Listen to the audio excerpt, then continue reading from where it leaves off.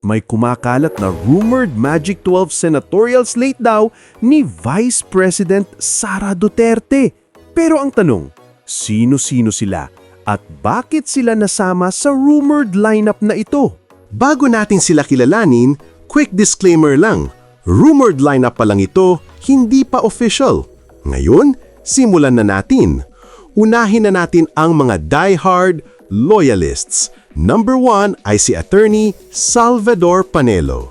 Naging Chief Presidential Legal Counsel at spokesperson ng tatay niyang si PRRD. Walang duda, he is one of the most vocal defenders ng pamilyang Duterte. Pangalawa sa listahan ay si Jimmy Bondoc. Isang sikat na artist na nabigyan ng posisyon sa pagkor noon at kilalang matinding taga-suporta ng mga Duterte sa social media hanggang ngayon. Pasok din sa bali-balita ang mga batikang senador. Number 3 sa lineup ay si dating Senate President Chiz Escudero. Isang master tactician sa politika na may malawak na impluwensya. Pang-apat, si Alan Peter Cayetano, ang naging running mate ni PRRD noong 2016. Kahit nagkaroon ng mga issue in the past, malalim ang kasaysayan ng alyansa nila. Number 5, si Jinggoy Estrada. Bahagi ng tinatawag na macho bloc sa Senado na madalas pabor sa mga naging pulisiyan ng nakaram administrasyon. Siyempre, kailangan ng makinarya. Pang-anim sa lineup, si Mark Villar. Ang Build Secretary ng Duterte administration. Solid ang tie-up ng mga Villar at Duterte. Number 7, Toby Tiangco.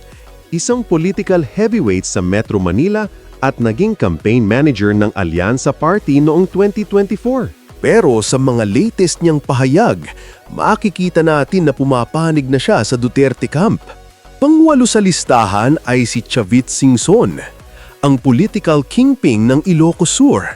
Kilala sa pagiging kingmaker at pagbibigay ng matinding suporta sa mga kaalyado. Number 9 ay si Attorney Vic Rodriguez, ang dating Executive Secretary ni President Bongbong Marcos. Matapos ang issue sa Malacanang, madalas na siyang nakikitang nagsasalita sa mga rallies na sumusuporta sa kampo ng mga Duterte. Pang-10 ay si Bernadette Herrera, ang kinatawan ng bagong henerasyon party list na kilalang kaalyado ng Duterte camp sa Kongreso. At number 11 ay si Congressman Pulong Duterte, kapatid ni VP Sara at kinatawan ng Davao City.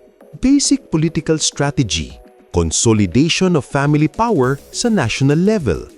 At ang pinaka-kontrobersyal sa kumakalat na listahan, ang pang-12 na si Attorney Rowena Guanzon. Isang malaking surprise dahil kilala siyang matapang na kritiko ng mga Duterte noon. Pero ngayon, sa tunada ng kanyang mga pahayag, makikita natin na pumapanig na siya sa Duterte policy. Kung totoo man ang rumor na ito, isa itong matinding political plot twist na aabangan ng buong Pilipinas. Ikaw, sino sa 12 na ito ang iboboto mo? At sino ang tingin niyong malabo talagang sumama?